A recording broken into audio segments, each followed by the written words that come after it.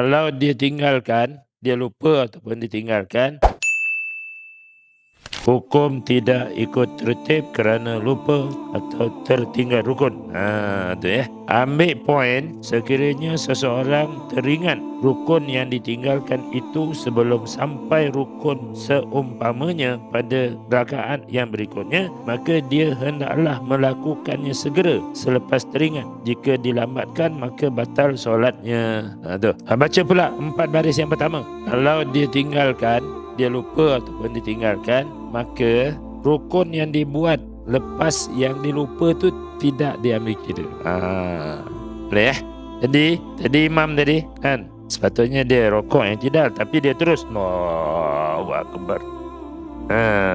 Makmum kata subhanallah, imam ya Allah tak rokok. Dia wajib, sebaik saja dia tegur tu, wajib dia segera bangun balik untuk pergi rokok. Sujud dia tadi tak dia mikir. Itu maksud dia ya. Dan bila dia pergi rokok, makmum ikut dah. Ya.